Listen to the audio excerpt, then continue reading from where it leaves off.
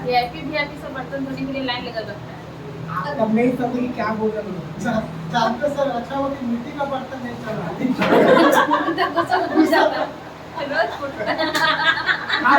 यार भैया मतलब हल्की वाला आपको ज्यादा चोट लग रहा है। पूरा ट्रेनिंग करा दिया। आपको पढ़ाने दो भाई, पंच दीजिए आप लोग सब मिलके, एक दूसरे को टांग खींचने में हमें पड़ गया। आज आप लोग मौसम को देख के मिजाज बदल गया क्या आप लोग? बहुत दिन बाद ले हम बारिश हो रहा है विद्यालय में। फूट जाएगा ना। अरे वो अपना एक्सपीरियंस बता रहे हैं, आप लोग क्या समझिएगा। अब आते हैं बोर्ड पर, ज्यादा विवाद बढ़ जाएगा अभी। मुगल काल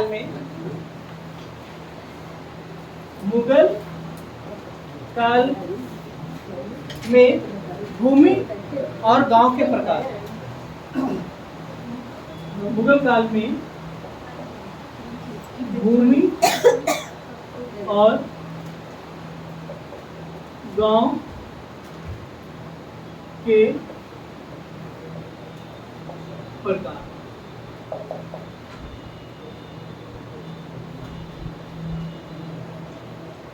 अच्छा, मुगल काल में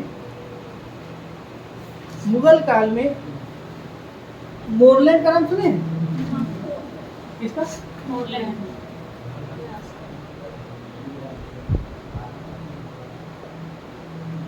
मोरलैंड एक विद्वान थे। इन्होंने मुगल काल के समय का जनगणना बताया, गणना जनसंख्या का कितना बताया? ऑप्शन दे। 10 करोड़, 12 करोड़, 14 करोड़, 12.5 करोड़। 10 करोड़, 12 करोड़, 14 करोड़, 12.5 करोड़। पूरे मुगल काल की जनसंख्या कितनी है वो बताना। फिर लिख देते हैं 10 करोड़। ये पूछा हुआ क्वेश्चन है मैडम। 10 करोड़, 12 करोड़, 14 करोड़,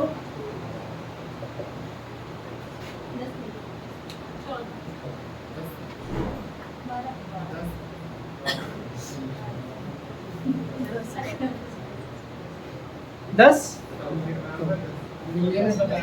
बोली मिलियन में बताया 100 मिलियन। एक विद्वान का किंग्सले डेविस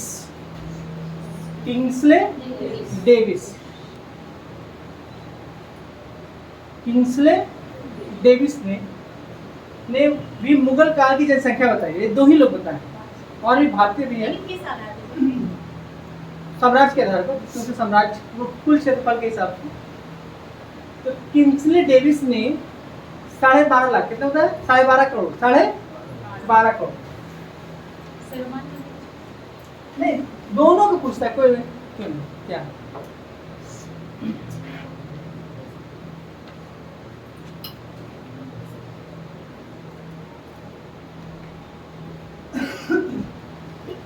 किंग्सले डेविस कितना होता है?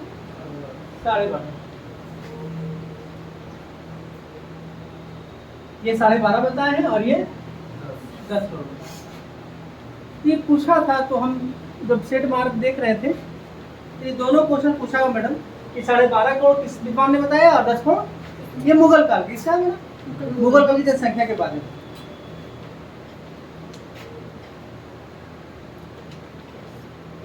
अब देखिएगा, मुगल काल में एक क्षेत्र होता है गैर अम्लीय क्षेत्र। क्या होता है? गैर अम्लीय क्षेत्र। ये सब पढ़े हुए और हम सबसे थोड़ा बहुत सुनना चाहते हैं, बताइए।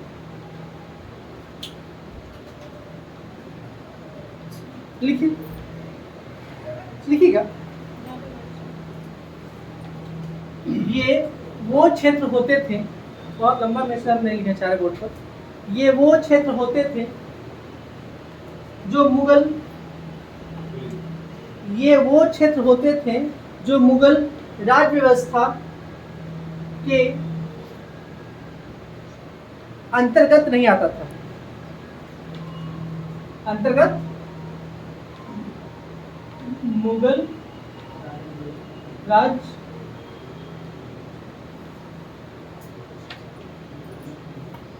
मुगल व्यवस्था के अंतर्गत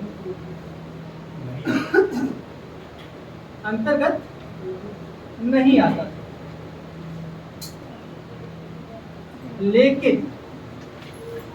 लेकिन यहाँ मैडम क्या होता था, लेकिन इस क्षेत्र से टैक्स वसूल कर मुगल बादशाह को दिया जाता था। लेकिन इस क्षेत्र से टैक्स वसूल कर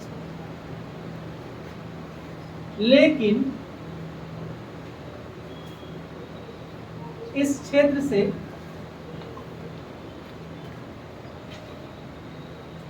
टैक्स वसूल कर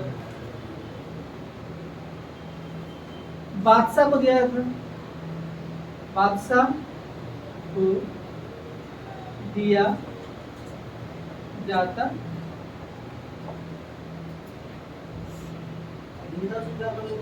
क्या अधीनता स्वीकार करता था, बस कि आप क्या रहेंगे, अधीन रहेंगे, इसका पूरा मालिक हम खुद होंगे और जो भी टैक्स आएगा वो आपको पहुंचा देंगे, आप जो फिक्स करेंगे। लेकिन इस क्षेत्र में अमली क्षेत्र क्या कहते हैं, ये अंतर्गत मुगल इसको अपने अंतर्गत यहाँ का शासन वो देखता नहीं था, इसके अंतर्गत नॉर्थ ईस्ट की जितनी भी नॉर्थ ईस्ट भारत का भाग है,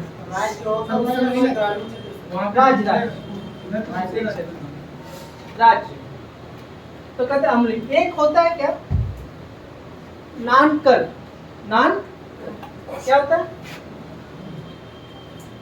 नान कर, इसी का नाम है बंथम।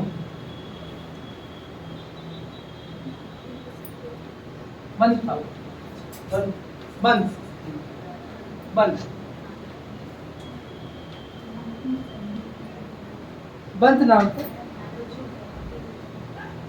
ये भूमि नहीं लिखी गई इसमें। जमींदार सरकार के पास भू राजस्व की रकम भेजते थे। कौन? जमींदार। कौन? जमींदार किसके पास? सरकार के पास। सरकार मतलब राज्य। कौन? राज्य या केंद्र। सरकार के पास क्या भेजते थे? भू राजस्व भेजते। बोले बेटा क्या बोल? आप देखिएगा, मतलब मान लेते हैं कि ये भूमि, ये क्या बेटा?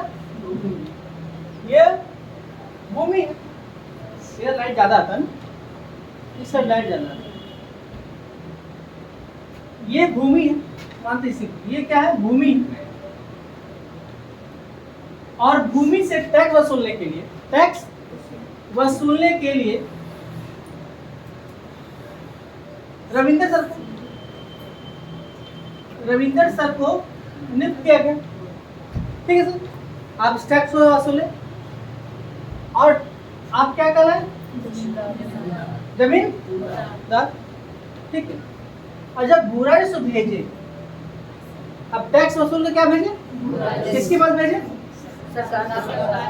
तो इस टैक्स वसूलने के बदले टैक्स कुछ आपको चाहिए, उसी को कहते थे मतलब जमींदारों को दिया जाता है। हाँ, लिखिएगा, जमींदार सरकार के पास भू राजस्व भेजता था, उसके बदले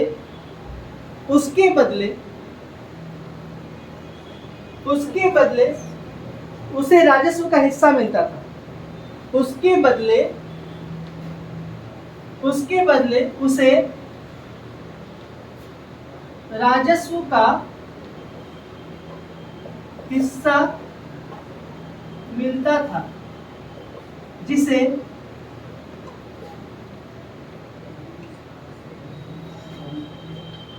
समझ रहे बेटा, जिसे नानकर या बंध कर, जिसे नानकर या बंध कहते हैं। एक वर्ड आता है मालिकाना, क्या आता है? यहाँ लिख दे।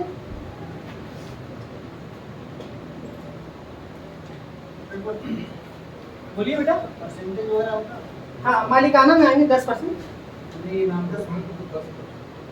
अब देखिए, अब जब राजस्व वसूला और उसके बदले क्या हिस्सा लिया, क्या लिया? इसी हिस्सा क्या कहेंगे? मालिकाना ले रहे हैं। क्या ले रहे हैं? मालिकाना ले रहे हैं। तो मालिकाना 10% है, क्या होता है?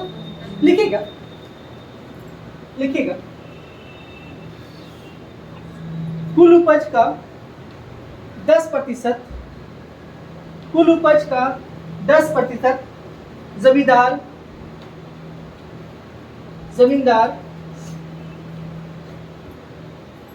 को मालिकाना मिलता था।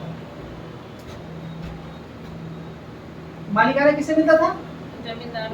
जमींदार को कितना परसेंट? 10%। ये कभी कभी 25% भी होता था बढ़कर। अभी आगे उसकी चर्चा करेंगे। खाली मालिकाना जमीन कितना परसेंट होता? 10%। फिर से देख लीजिए, मोरलैंड ने मुगल काल की जनसंख्या कितनी बताई है? 10%। और किंग्सले डेविस ने? यहाँ पर एक गैर अम्लीय जमीन क्षेत्र था, अम्लीय क्षेत्र था, उसमें मुगल के अंतर्गत नहीं आता था, लेकिन वो टैक्स लेता था, टैक्स। तो यहाँ इस क्षेत्र में जो मालिक होते थे वो यहाँ से कर वसूल के किसे भेजते थे? बादशाह के पास। किसे पास भेजते थे? बादशाह के पास भेजते थे। लेकिन इनके इंटरनल काम में प्रशासनिक काम इंटरफेयर नहीं करते। तो वैसे भूमि क्या कहते थे? ये खुद बोल रहा है, गैर, जिसमें गैर है, ये अपना नहीं है। इसे नाम क्या पड़ा? अम्लीय क्षेत्र।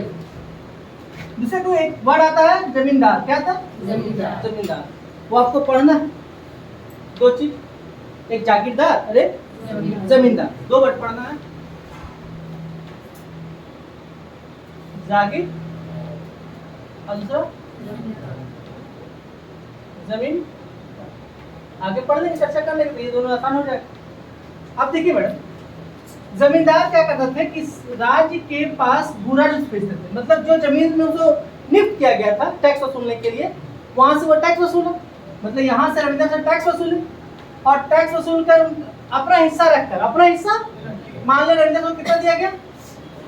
10%। अपना हिस्सा रखकर सब तो हिस्सा क्या कहते हैं?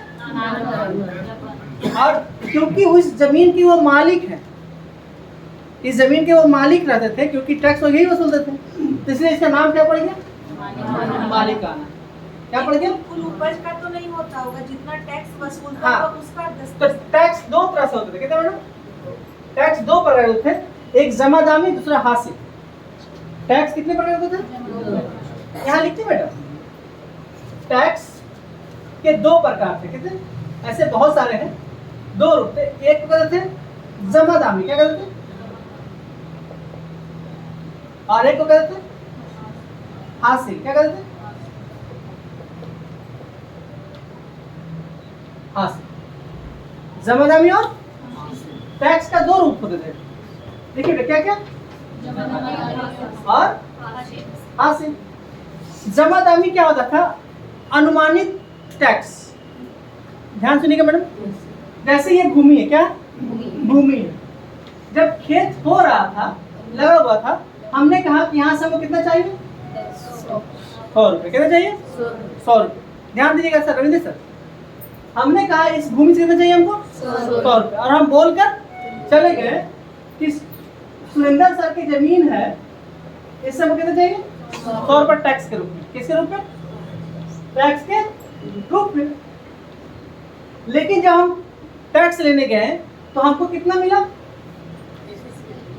80, क्योंकि उत्पादन ही नहीं हुआ था। तो जो हम अनुमान लगाए वो कहा जमादामी। क्या कहला? और जो प्राप्त हुआ समझ में आ गया मैडम? जमादामी और हासिल समझ में आया? मतलब हमने कहा कि इस भूमि से कितना लेना है? 100 रुपया। और प्राप्त कितना हुआ? 80। तो जो प्राप्त हो वो हासिल और जो अनुमान लगाए वो समझ में आ गया।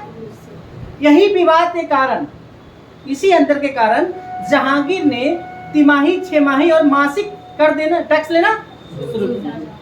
शाहजहां, किसने? शाहजहां ने। किसने शुरू किया? शाहजहां ने। किसने? शाहजहां ने। तो इसी अंतर के कारण, ये जो अंतर है मैडम, है कितना? लेना कितना था? बिल कितना रहा? धीरे धीरे ये और कम होना शुरू हो गया। तो ये बहुत गैप हो गया, बहुत गैप हो गया। तो बोला कि नहीं, अब हम सालाना नहीं लेंगे, अब हम क्या लेंगे? मंथली लेंगे, छमाही लेंगे, तिमाही लेंगे, या फिर मंथली लेंगे। मनसबदारों को जो पेमेंट करेंगे वो भी मंथली करेंगे। क्या करेंगे? तो ये कौन काम किया? मंथली, तिमाही और छमाही वाला शाहजहां। तो जहां मंथली, तिमाही और छमाही आ जाए उसमें ऐसा क्या मारना? मनसबदारों को मंथली दिया, उसी तरह दिया, तिमाही छमाही के हिसाब से, और टैक्स भी वसूला मंथली हिसाब से, और मनसबदारों को पैसा दिया मंथली के हिसाब से। तो जहां मंथली शब्द आ जाए, तिमाही छमाही आ जाए, मंथली, तिमाही, छमाही, क्या शाहजहां, क्या मारेंगे? शाहजहां। और कोई दिमाग? श्वेता में कोई दिक्कत? इसको मिटा सकते हैं क्या? अकबर का सारा वार्षिक, हाँ सब। अकबर ने जो कर दिया मैडम, इनको बहुत दूर की चीजें थी। उसका शाहजहां है मैडम। शाहजहां तो इतना कट्टरता था इसमें कि आप सोच नहीं सकते हैं। ना दारा सिक्को होता, नहीं ये बदलता। दारा सिक्को जहांआरा, दारा सिक्को जहांआरा का देन है जो शाहजहां का रूप बदल गया।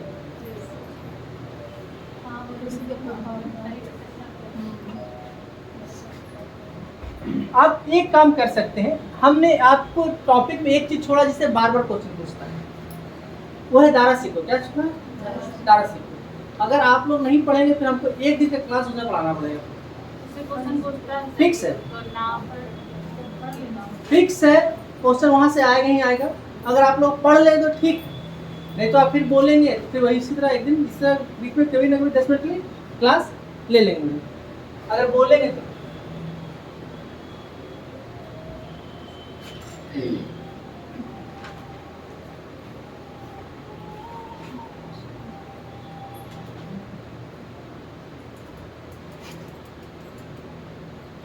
अगर वर्ल्ड हिस्ट्री का टेस्ट होगा ना, वो थोड़ा डिफरेंट होगा मतलब, ठीक?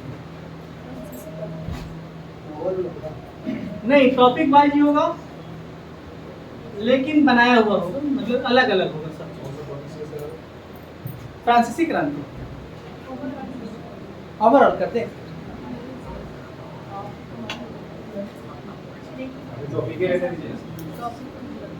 टॉपिक है, देखिए टॉपिक वाइज भी ठीक है, कम से कम यही वाले सब टॉपिक कंप्लीट हो जाता। ओवरऑल में क्या होता है, फिर आप लोग उलझ जाएंगे। हमको क्या दे देंगे हम? चलिए ठीक।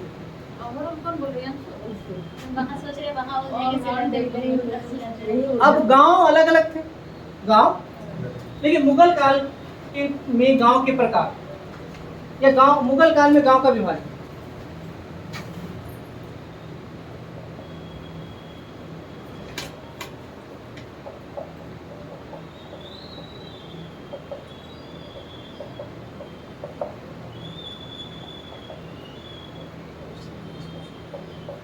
लिखिएगा फर्स्ट। अब गांव था 5, कितने थे?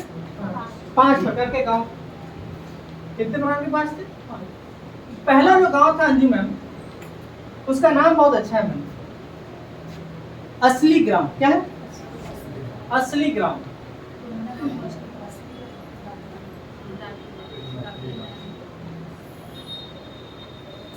दूसरा बताइएगा अंजू मैम, दाखिली गांव।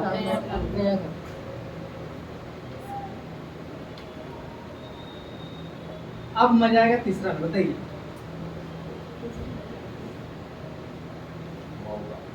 एम्पा, एम्पा ग्राम या गांव। चौथा रैती ग्राम, रैती ग्राम।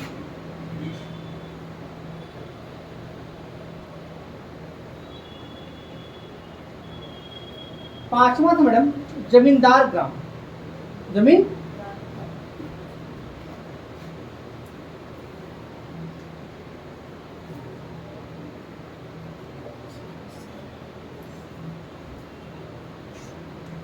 अब जमींदार ग्राम से क्या लगा कि वैसा गांव जो जमींदार के अंतर्गत आता था।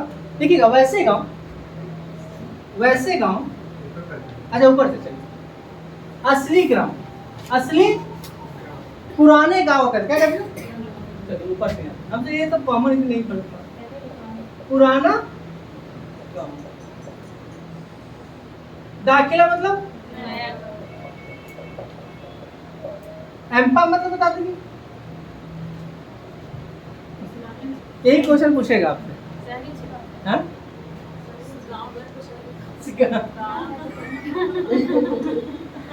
मदद ए मासा और वक्फ को दी जाने वाली धार्मिक गांव, दान में दिया जाता है। दान दिया जाने वाला गांव, तो दान की मदद ए मासा, मदद ए मास, मदद ए मास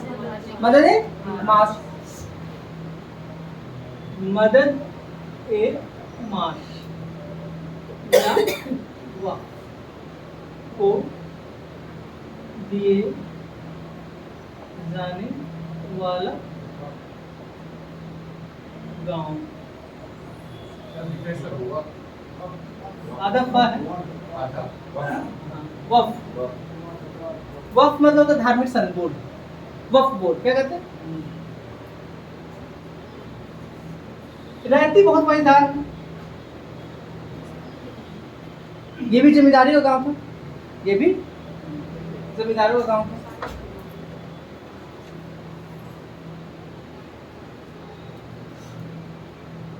एक और क्या था, ये भी जमींदारों का गांव। बोलिए बेटा, रहती में और है, ध्यान नहीं आ रहा, जितना है उतना लिखा था। गांव जो जमींदारों के पास,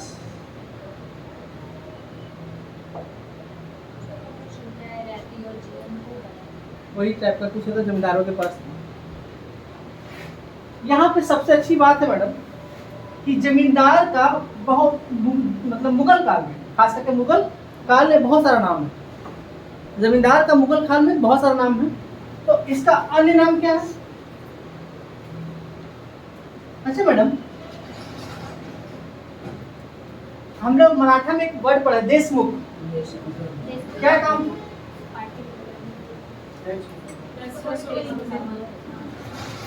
बोलिए। अब देखिएगा और जो लिख रहे हैं आप लोग खुद बोलिएगा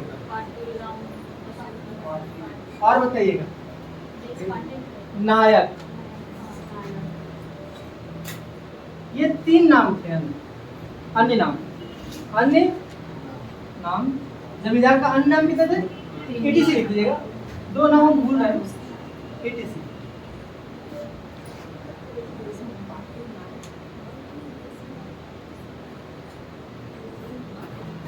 रहती को केवल सर चेक कर लिया थोड़ा, ठीक है। रहती को थोड़ा दिमाग में काम नहीं आ रहा है क्या है, लेकिन नायक नहीं होगा, नायर साउथ इंडिया में नायर। हाँ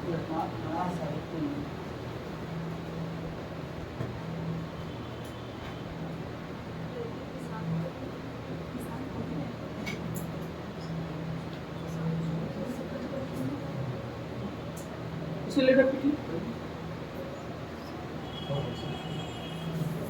इसको याद कीजिएगा अभी। बोलिए मैडम।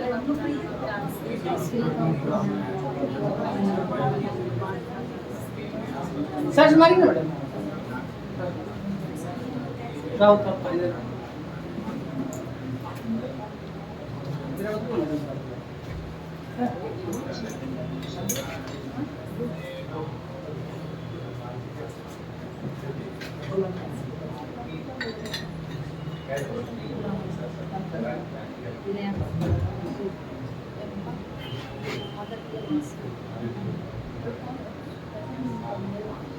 मारिए मैडम सर्च बिना मैडम।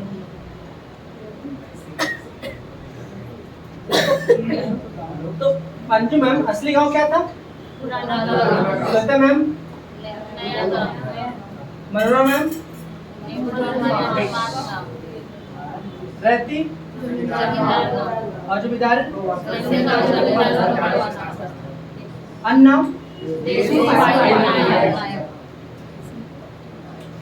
अच्छा जमींदार को ही जमींदार, हाँ अच्छा जमींदार जो हम बार बार पढ़ रहे हैं क्या ठीक ठीक। और वर्ड जमींदार क्या है? जमींदार क्या होगा? जमींदार है क्या?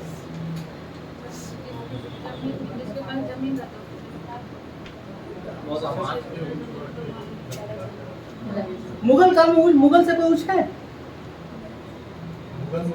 मुगल काल में मुगल से उच्च, बादशाह से उच्च कोई नहीं।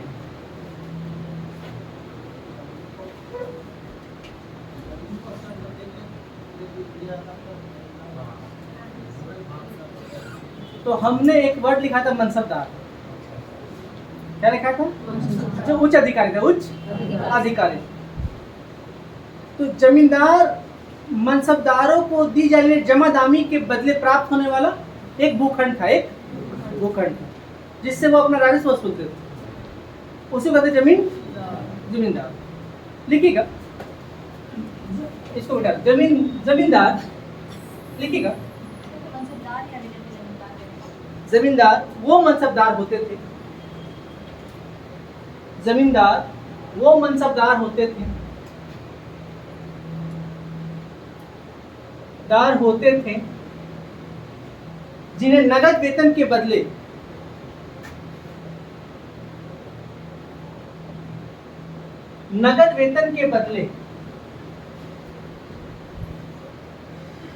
कुछ राजस्व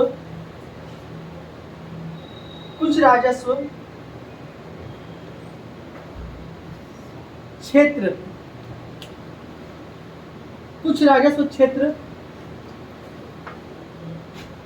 प्रदान किया जाता था।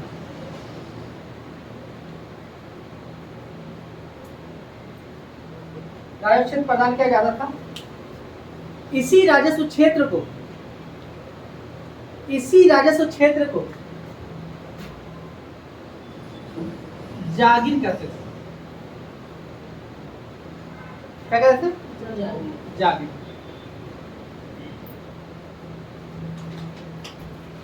इसी राजस्व क्षेत्र को क्या कहते थे?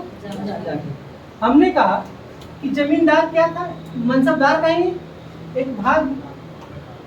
मनसबदार को नगद वेतन के बदले क्या मिलता था? और ये जो क्षेत्र का क्या कहता था? जागीर। और फिर हम लोग पढ़ते जागीरदार। क्या पढ़ेंगे? जागीर। तो दो बड़ा था, जमींदार और जागीरदार। ठीक है। तो एक ऐसी क्यों जानने के लिए एक वर्ड आता है जमींदार और एक वर्ड आता है जागीरदार। इन दोनों में अंतर बताएं।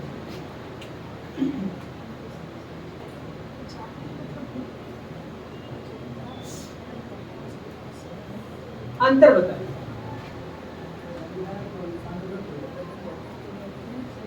बोलिए। देखिएगा सिंपल से बात है। जागीरदार कैसा?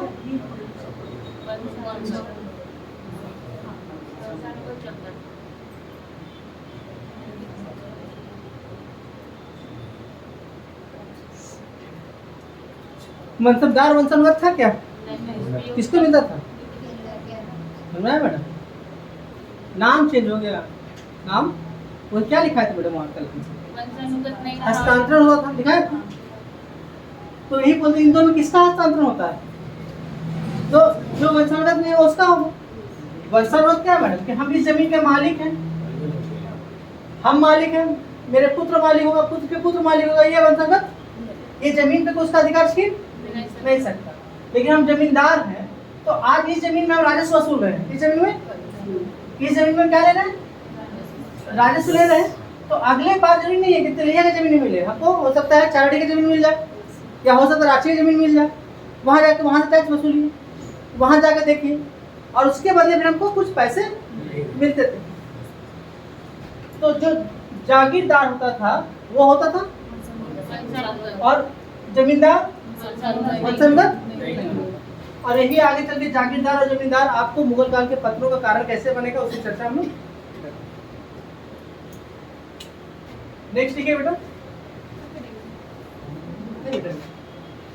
इसमें समझ पाएगा कोई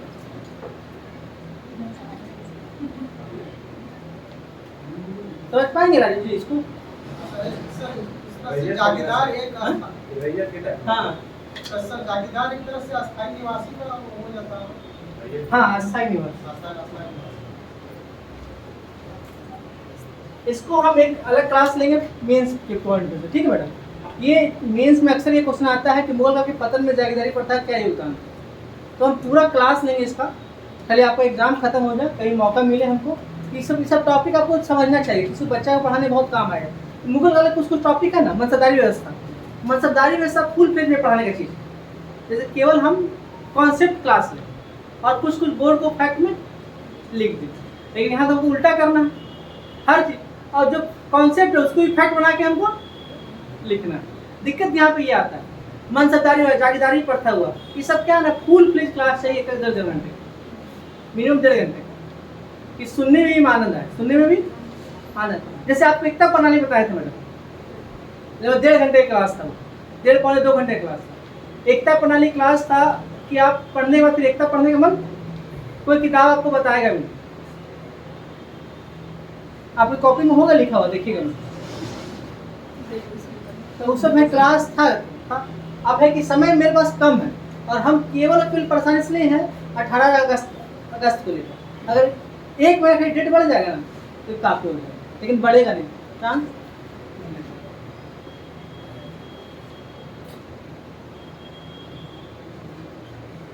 लिखिएगा, लिखिएगा। अब भूमि के प्रकार लिखा दे क्या, देखिए जागीर भूमि,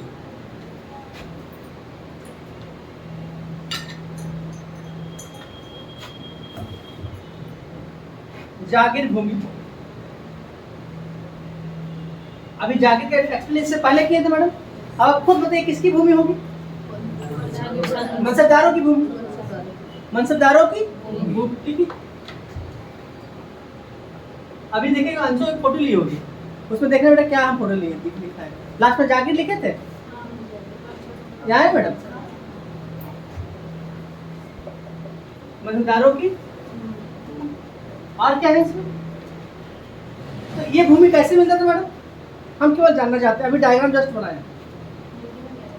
वेतन के आधार पर दी जाने वाली भूमि, वेतन के बदले दी जाने वाली भूमि को क्या कहते हैं, जागीर भूमि। यहाँ जागीर लिखे, यहाँ क्या लिख दिया, जागीर भूमि। तो किसको मिला था, मनसबदारों, मनसबदारों को दी जाने वाली ऐसे लिख दिया, मनसबदारों को वेतन के बदले, पूरा लिख दिया, वेतन के बदले दी जाने वाली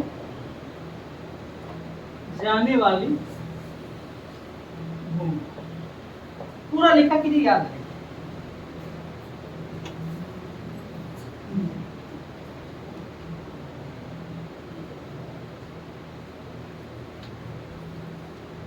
सर उसमें जो मनसब मिलता था 4,000-5,000, तो उसका कुछ मुद्रा के रूप में भेद भी था कि जैसे कि मान लिया जाए नगद वो पेमेंट करता है, बोलिए सुन रहे हैं, नगद के रूप में यदि उसका 4,000 यदि मनसब है तो क्या उसको नगद के रूप में 4,000 वहाँ का मुद्रा मिलता था, या फिर ये तो सिर्फ भूमि, जहाँ से जितनी आय होती हाँ, है उसके अनुसार उस हिसाब से उसको दे दिया जाता है उस क्षेत्र में। मतलब तो मनसब बना रहे ना, भूखंड है तो हाँ, मनसबदार को हाँ, जैसे मान लीजिए आपका 4,000 का दिया, मान लिया आप ही रविंद्र सर, आप ही प्रतिष्ठा है। हाँ, प्रतिष्ठा है ना, और इसका इनकम जिस जगह से 4,000 होगा। मुगल काल में सबसे अच्छी बात है, खवालिज का जगह नहीं था।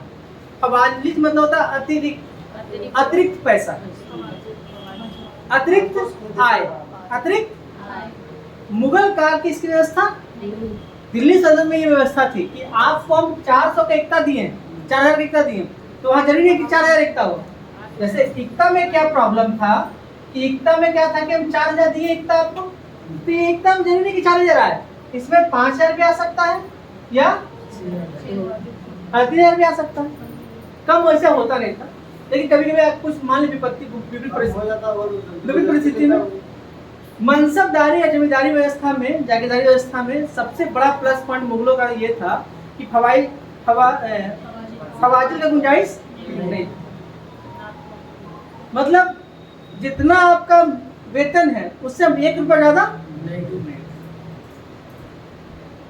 तो अक्सर बाद में क्या हुआ, थोड़ा सा हमको भूमि का प्रकार लिखा दीजिए, उसके बाद फिर इसकी हम चर्चा विस्तार से करेंगे। अब लिखिएगा, अब छोड़िए, लिखिए पहले मुगल काल में भूमि के प्रकार। मुगल काल में भूमि के प्रकार।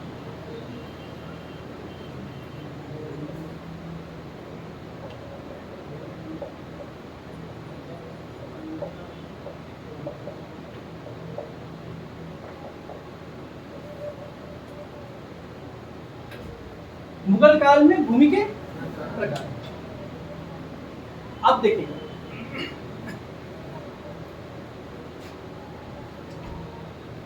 अच्छा, मुगल काल में भूमि के प्रकार लगभग 10 थे मैडम, अगर तोड़ के पढ़ेंगे तब। लेकिन जो मेनली थे हम लोग वतन जागीर, वतन किसको मिलता था? अधीनता स्वीकार करने वाले राजाओं को। Very good. तो पहला जो भूमि था वो मदद ए मास। हाँ मैडम, मदद ए मास। इसको एक अन्य नाम से भी जानते हैं, क्या है? सरयू। वेरी गुड, बोलिएगा एक बार। पढ़े होंगे आप किताब में अभी। हाँ, सयू। हाँ, उसी का रूप है। ब्रह्मदेव भूमि भी था। अग्रहारी क्यों बोले हम? 5-6 नाम लेंगे। अम्रम भूमि, बहुत तरह का नाम ले सकते हैं हम। कहाँ एक तरह का नाम लें? इतिहास का स्टूडेंट है, एक क्वेश्चन तो इंटरलिंक करने देगा कि प्राचीन काल में इस भूमि क्या कर रहे थे, एंशिएंट काल में ये मौर्य में क्या कर रहे थे, गुप्ता में क्या कर रहे थे, राजपूत काल में क्या कर रहे थे, चोल काल में क्या कर रहे थे, और फिर दिल्ली सल्तनत में क्या कर रहे थे, और फिर मुगल काल में क्या कर रहे थे। इसको इंटरलिंक क्या कहते हैं? इंटरलिंक। पढ़ाने का मजा उसे ही आता है। अब देखिएगा, इसका एक अन्य नाम लिख देंगे, छोड़ दे। इसका अन्य नाम, पहला नाम है सरयू। एक अन्य नाम और है, तो बता सकते हैं क्या?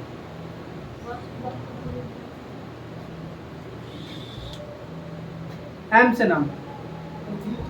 बिल्कुल। ये दोनों पूछा हुआ है। नाम इनाम होगी। तो इतिहासकारों या फिर गढ़वाली को मिलता है। देखिए, सिंपल एक लाइन में लिखना है इसको, एक लाइन में कैसे याद करते हैं। ये धार्मिक भूमि होती थी, विद्वान और योग व्यक्ति को दिया जाता था, बात खत्म। इतना लंबा नहीं पढ़ना, क्या कि 10-15 चीज पढ़ना है इसमें। तो पहला क्या था इसका काम कि ये धार्मिक भूमि होती थी।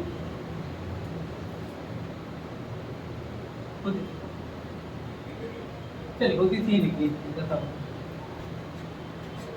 अब देखिएगा दूसरा क्या है यहाँ पर, ये विद्वान और किसे मिला था? जरूरतमंद व्यक्ति को, योग्य व्यक्ति को।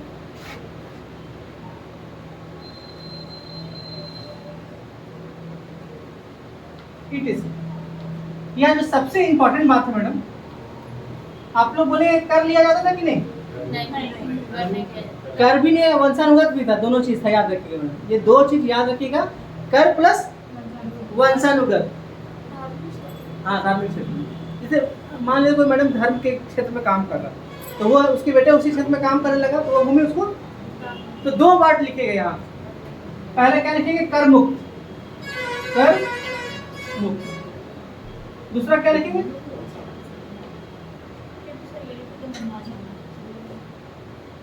हाँ बेटा, करमुक्त, करमुक्त से समझ जाएंगे कि करमुक्त क्षेत्र लिखते हैं। तो मदद मासा जो करमुक्त भूमि लिखी है विभाग में, करमुक्त भूमि। किसी के पास व्हाट्सएप जाएगा तो मैं उसका समझ नहीं पाएगा। करमुक्त भूमि, तो इसमें केवल दो ही चीज इंपॉर्टेंट मैडम, एक ये और एक देखिए मदद मास जानते हैं, धापी भूमि शुरू से पढ़ते आ रहे हैं, इसी को कहते हैं, ऐसे कहते हैं, ठीक है। तो इसी मिल्क किसको दे देते हैं, और सरयू कल विद्वान के काम के लिए देते थे, और कर्मुक भूमि होती थी और वंशानुगत होता था। सेकेंड है मैडम, इसको मिटा सकते हैं क्या, क्योंकि ऐसे ऐसे हमको 8 लिखते हैं, खाली भूमि का नाम लिखते हैं, केवल भूमि का नाम लिख के खत्म कर देते हैं।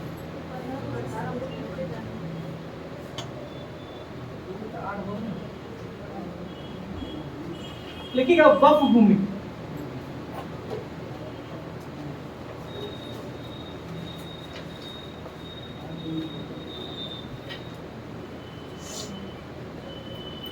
वक्फ, हाँ वक्फ धार्मिक कार्यों के लिए दी जाने वाली भूमि, वो भी धार्मिक कार्य का था, ये भी धार्मिक कार्य।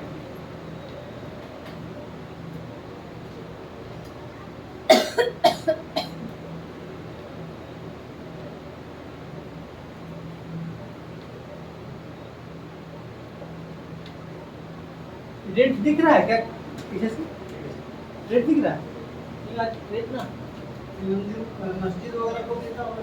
हाँ ये देखेगा, किसी व्यक्ति को नहीं। यहाँ पे जो सबसे अच्छी बात समझना पड़ती है क्या, हमें धार्मिक कार्य करने वाले व्यक्ति, और यहाँ है कि कार्य के लिए, धार्मिक कार्य के लिए, दोनों में तो समझना है बेटा, हाँ समझ में, कार्य के लिए, क्या अब इसमें ये काम कीजिए, ऐसा इसका इनकम होगा तो इसको इसके कार्य में लगा देंगे।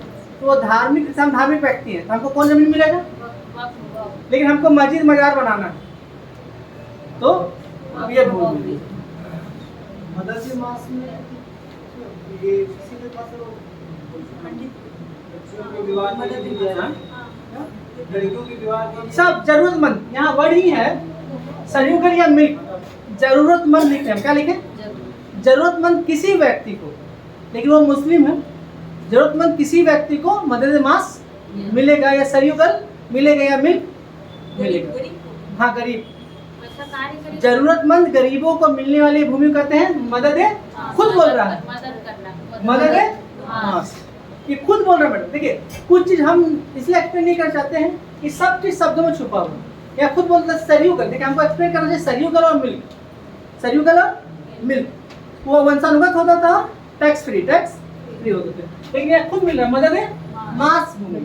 मदद मास भूमि से जो राजस्व प्राप्त होते थे मैडम, या फिर जिसको दिया जाता था, जैसे कोई विकलांग है, कोई अनाथ है, कोई वृद्ध है, जिसे देखने वाला कोई नहीं है, वैसे लोगों को वो क्षेत्र दिया जाता है।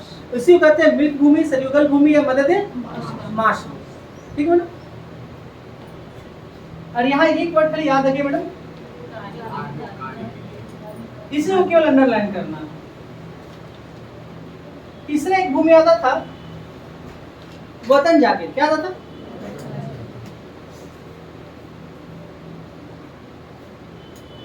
इसको हम छोड़ दें, इसे इतनी बार चर्चा की है, हम सबसे सुनना चाहते हैं।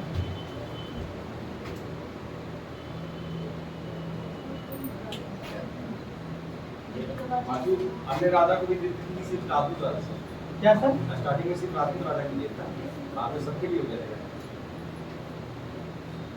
वतन जागे बहुत अच्छा पूछा,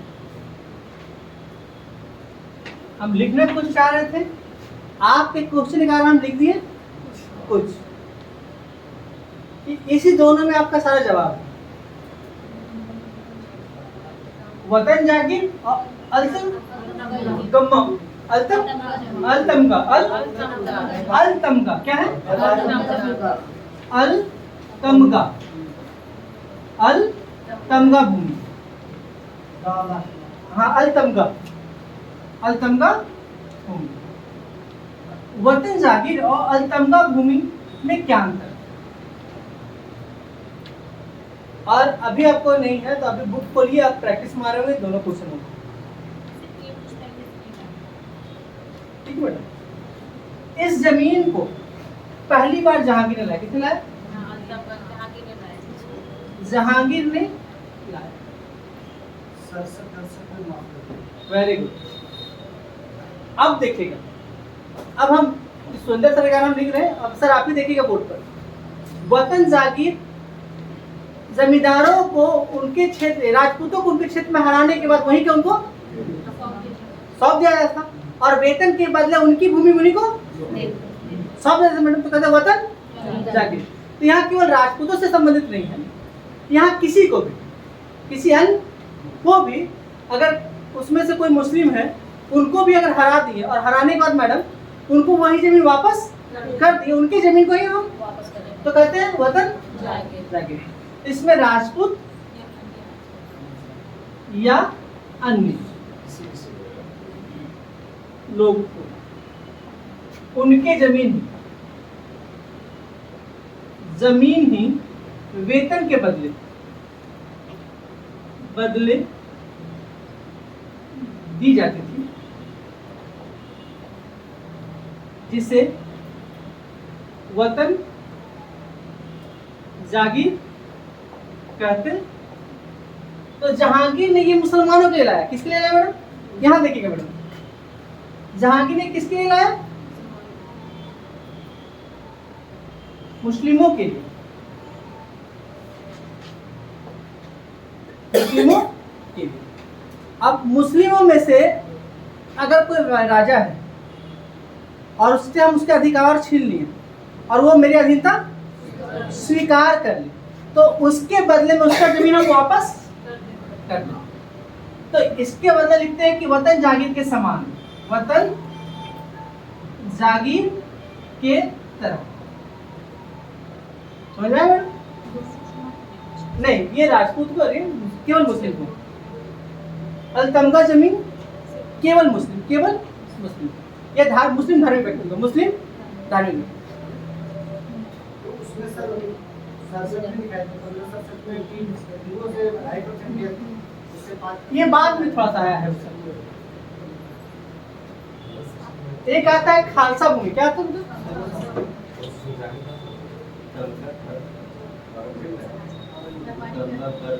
तमगा कर अलग बेटा, देखिएगा तमगा कर अलग है। क्या है? ये व्यापारिक कर है। क्या?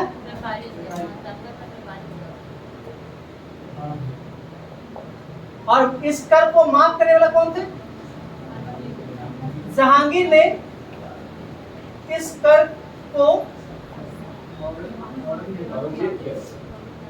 नहीं जहांगीर है 12 आदेशों में से था ना, समाप्त कर। 12 आदेश में से एक आदेश थे तमगा कर समाप्त करना। लेकिन बाबर ने फिर अपने समय में बाद में मुसलमानों से, हिंदुओं से नहीं किया भाई।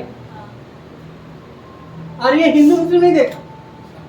हमने कहा कि देखिए, हमने कहा कि हम तमगा कर माफ करते हैं, तो उसमें हम हिंदू मुस्लिम नहीं देखते।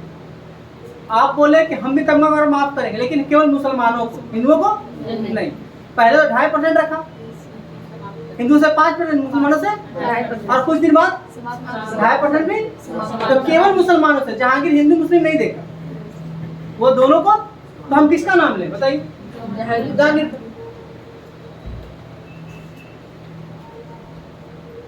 खालसा भूमि, ये तो मेरे ख्याल से सब लोग जानते हो। राज के केंद्र के अधीन भूमि, केंद्र के या केंद्रीय भूमि लिखते हैं, छोड़िए।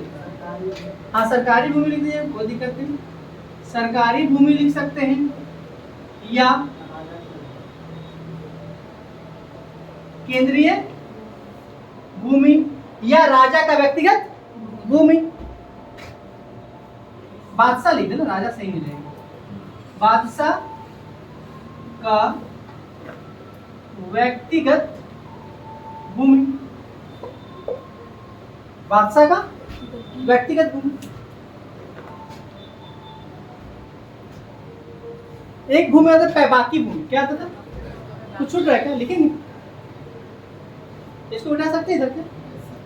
ये तो पिछले क्लास में लिखा चुका है, लिखा चुका है पिछले क्लास। हाँ देने के लिए जो बजा कर रखा है। Very good.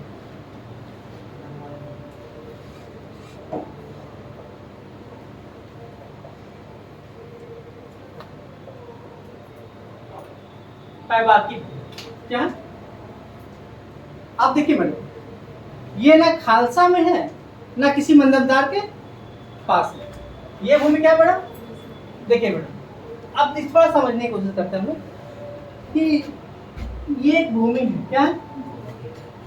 भूमि का दो रूप, या तो यह भूमि किसके पास होगा, या यह भूमि बादशाह के पास। यही दो कड़ी हो सकता है ना, ये भूमि। आप देखिएगा, ये भूमि ना तो बादशाह के पास है ना, मतलब अब ये हम किसी को दे सकते हैं, या तो हम खालसा में ट्रांसफर कर सकते हैं या हम मनसबदार को दे सकते हैं, लेकिन हम किसी को दिए नहीं है।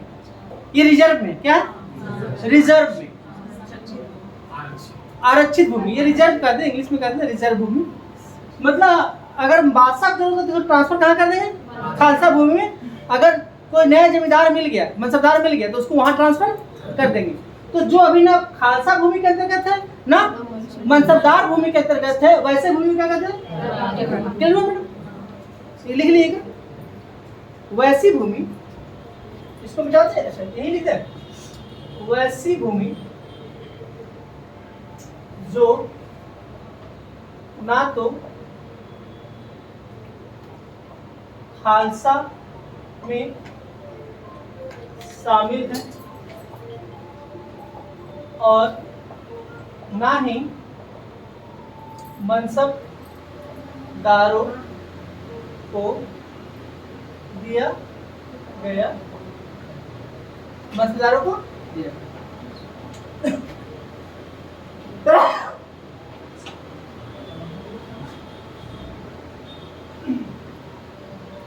ये क्लियर हो मैडम?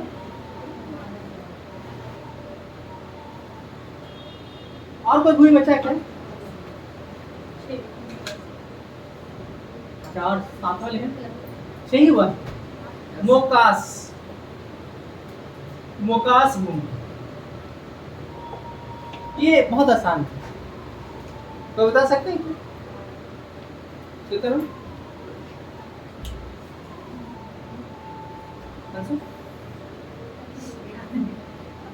क्या? रमदे सर, एम से ही नाम है, जिसको देंगे उसका अभी नाम माही से है।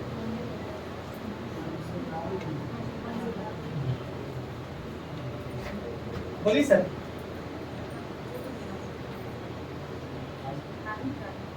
अच्छा, मराठों को कौन सी भूमि दिया गया था? ध्यान से सोचिए, मोकासा का क्या कहते हैं?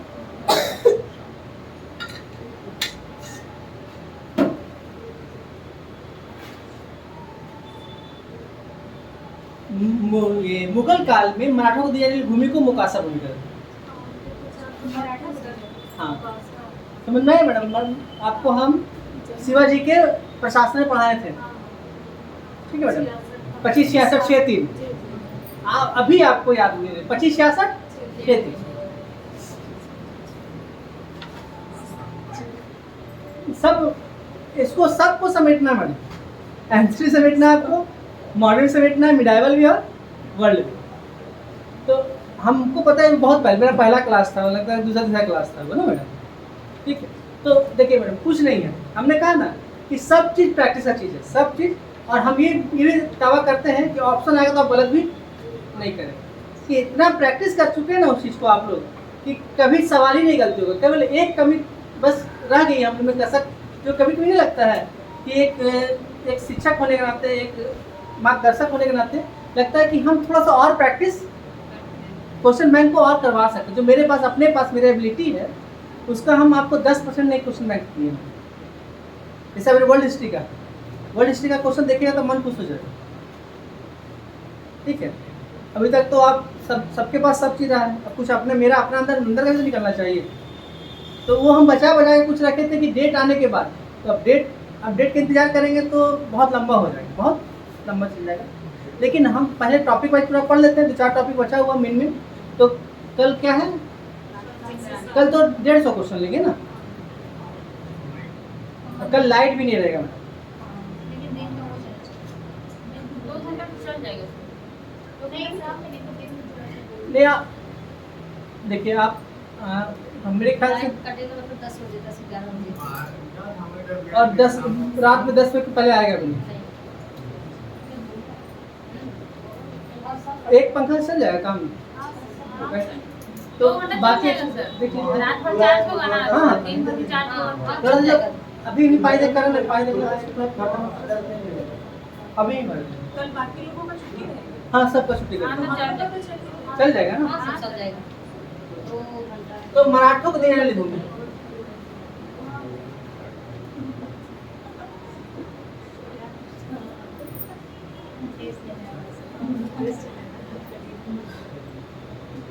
कल कितना क्वेश्चन है, 150 दे।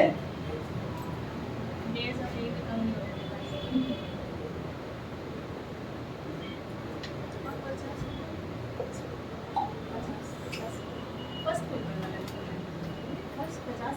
फर्स्ट संडे को सोच रहे हैं, लेकिन दोनों दिन परेशान हो रहे हैं। संडे को और वर्ड हिस्ट्री ना, वो तो फर्स्ट में आधा घंटा लगेगा मैडम। देखिएगा ना, बोले अच्छा सर छोड़ दीजिए। आप लोग खुद बोलिए सर अभी से डर है ना, परेशान हो रहे हैं ना, फिर बोले सर छोड़ दीजिए। आपको लगता होगा वो लोग खुद अच्छा कोई मुझे लगता है ऐसा 25 आया होता है।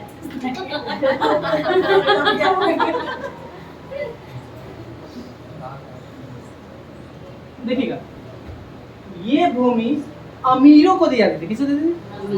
अमीरों या मनसबदार। अमीरों को जरूरत पड़ने पर राजा के द्वारा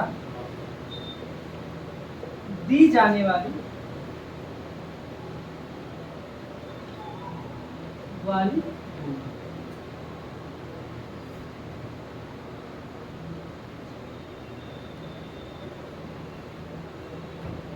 एक हम गैर अम्लीय क्षेत्र पढ़ाए थे, याद है बेटा? First line. अभी हम 2 अम्लीय क्षेत्र जानना चाहते हैं। आपको मिल जाएगा, कहीं खोजिएगा तो मिल जाएगा। एक वर्ड आता है, क्वेश्चन पूछा है कि 2 अम्लीय क्षेत्र आ रहा है क्या यहाँ बोर्ड पे? 2 अम्लीय क्षेत्र क्या है? अंजू मैम उम्मीद करें किसी से। वैसी भूमि जहाँ पे 2 लोगों का अधिकार था, मराठा और मुगल। मराठा मुगल का, वैसी भूमि जहाँ पर 2 लोगों का अधिकार था, मराठा और मुगल, वैसे भूमि को कहते थे। क्लियर हो मैडम? 2 अम्लीय, ठीक है मैडम? ये खुद बोल रहा है 2 अम्लीय, 2 लोगों का अधिकार, 2 लोगों का, तो मराठा का भी और मुगल को, दोनों मिलके काम करते थे उसमें, कहते 2 अम्लीय। और ये अक्सर दक्षिण भारत में कहाँ होता था? दक्षिण भारत। लिख लेंगे तो मेरे लिए 5 मिनट रुक सकते हैं क्या आप? कोई दिक्कत?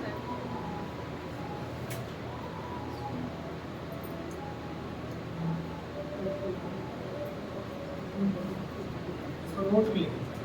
हाँ, ये इस तरह पूछा होता तो मुंह से निकल गया तो आगे याद। 2 अम्लीय क्षेत्र,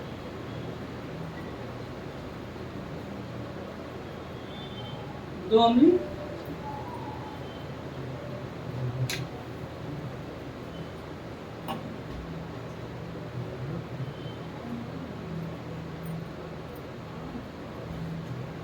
मिटा सकते हैं क्या सर?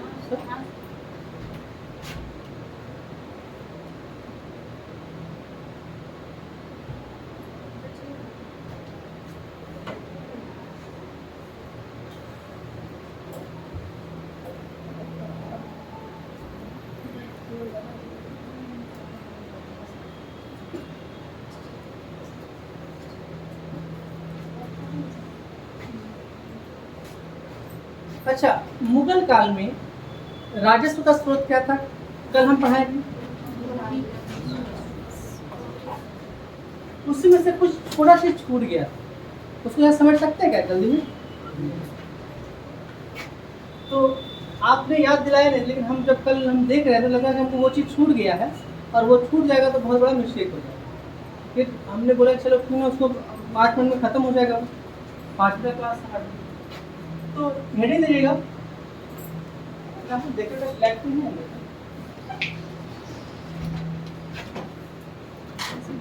राजस्व का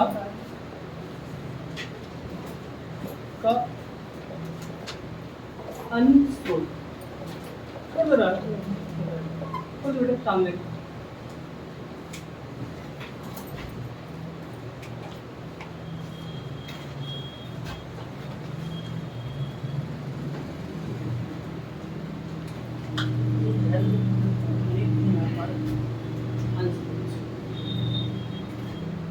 अब देखिएगा, पहले एक तो भूमिका हम लोग देख लिए थे जो सबसे इम्पोर्टेंट है, सबसे इम्पोर्टेंट उसी जगह पे हमको ये पढ़ाना था मैडम, जो कल छूट गया उसी जगह पे हमको ये पढ़ाना था, और फिर रात बहुत ज़्यादा हो गई थी तो छोड़ दिए थे, तो अभी पूरा कर रहे थे। भूमिका समझ में आ गया? तो कितना था मैडम? कौन कौन भूमिका है?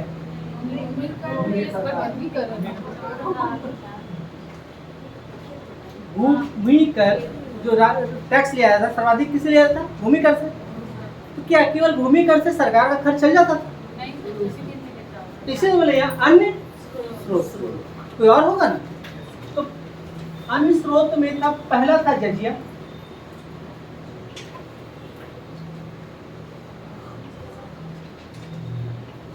दूसरा क्या था? जकात, और तीसरा खुम्स। खुम्स।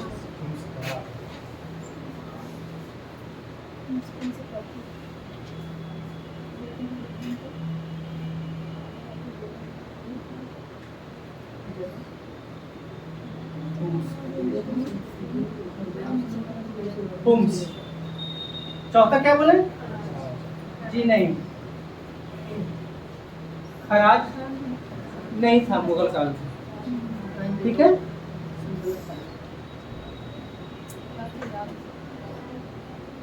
एक एन से नाम था नजर, नजर एक एन से नाम है, और निजाम, निजाम। और कोई कर है क्या? एन से 3 नाम है मैडम, देखिए नजर, निजाम और निसार।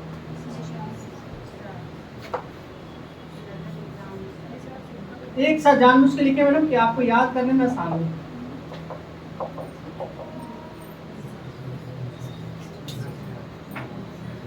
बोलिएगा एक बार, पढ़िएगा मैडम।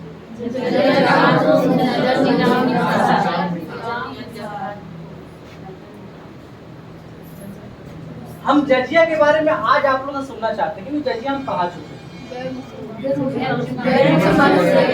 आते हैं बोर्ड पर जजिया।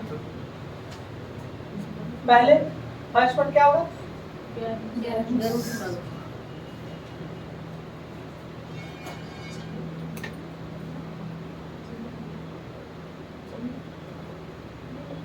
गैर मुस्लिम से लिया जाता था।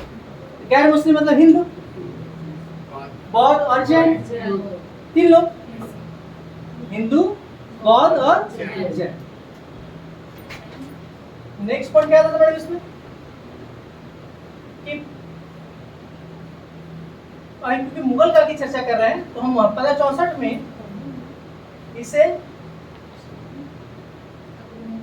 समाप्त, अकबर ने किसने समाप्त किया मैडम? अब मैडम ये कब दोबारा लागू हो तो बताइए बेटा।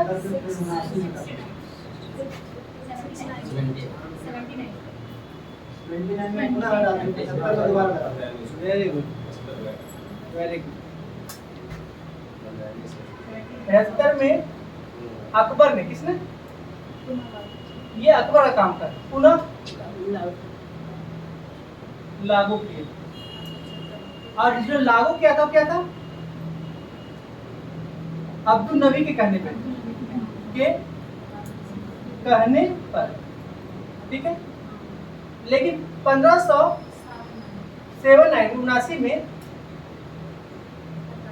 पुनः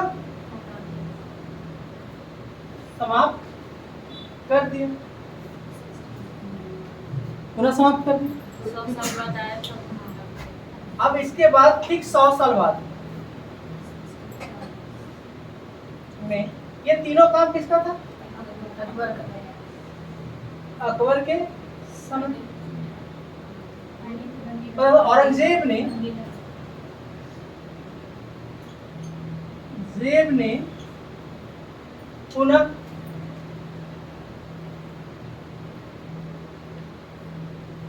लागू कर दिया, पुनः लागू कर दिया।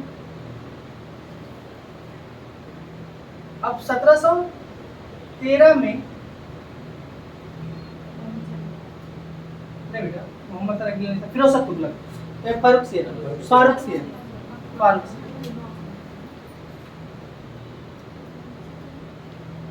फारूक शीर ने समाप्त किया।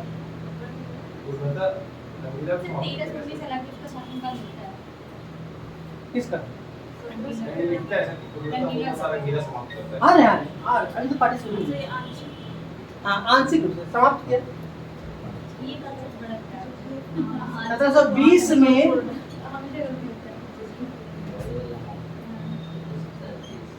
पूर्ण रूप से मोहम्मद शाह रंगीला ने समाप्त कर दिया। तो अंतिम रूप से कब समाप्त हुआ? 1700 किसने किया? रंगीला।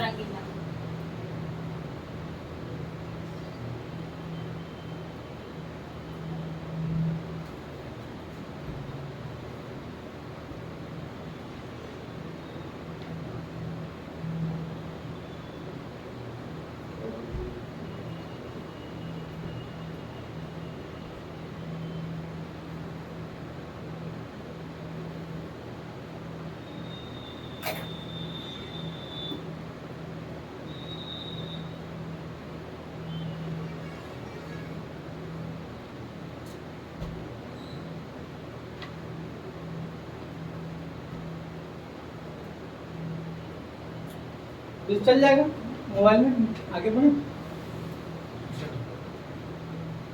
लिखिए।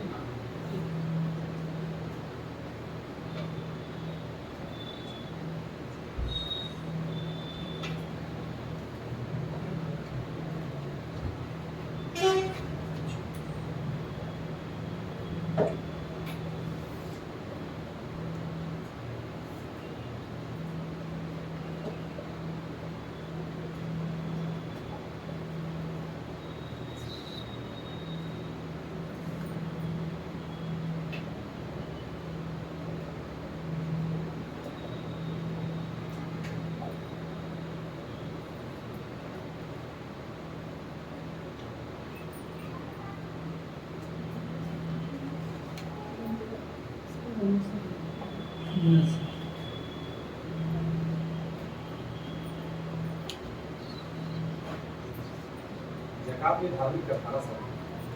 ने संपत्ति के बदले देने में धार्मिक करे थे जजे की तरह। और खराज था वो कृषि करता, क्या था? भूमि कर मुस्लिम का उस था।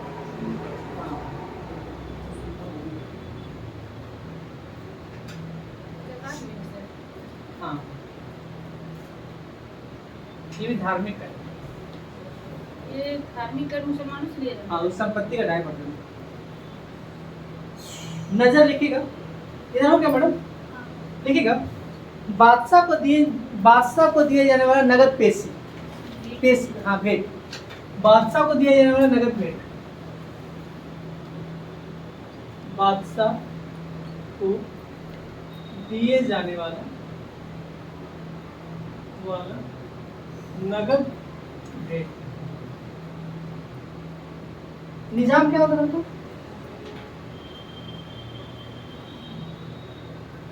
निजाम होता था शहजादा द्वारा दिया जाने वाला बादशाह को भेंट।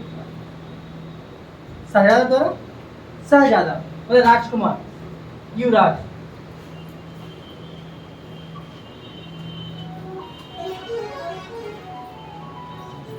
द्वारा दिए जाने वाले बादशाह को,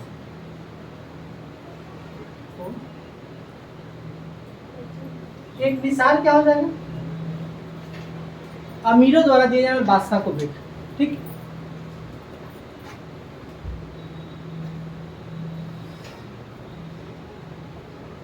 अमीरों द्वारा दिए जाने वाला अमीरों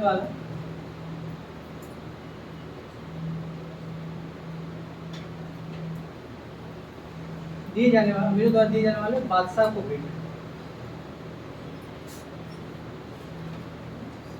शहजादा मतलब जो ये जो घूस लिया था, सर ये जो घूस लिया था, जैसे अभी तक जो एमएटी 50% नहीं है, 18% लिया था।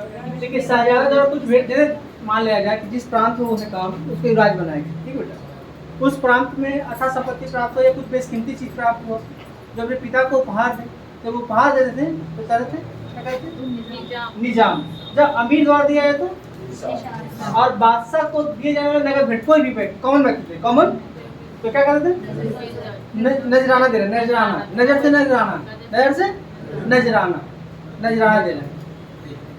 ठीक है, तो आज कोई भी कॉमन मैन इसलिए बोले कॉमन, राजा को खुश करने के लिए बैठा। कुछ भी दे, व्यापारी भी दे सकते हैं, आम आदमी भी दे सकते हैं, हम भी दे सकते हैं, आप भी दे सकते हैं, कोई भी दे सकते हैं। जैसा ही प्रधानमंत्री मोदी जी आज हैं, किसी का जैसे उनका जन्मदिन हुआ, चाहे कुछ ऐसा खास त्योहार होता है, तो निसार जो था अमीरों द्वारा दिया जाता था कि कभी कभी अमीरों को भी राजा दे देते थे। नहीं, राजा हर लेने का काम करेंगे। राजा अमीर मैडम अपने आप को, मतलब हम आपके बहुत करीबी होने का नहीं होता है, तो उनको भार तो दिया जाता है। चलिए आज इतने रखे बेटा। जय हिंद, जय भारत।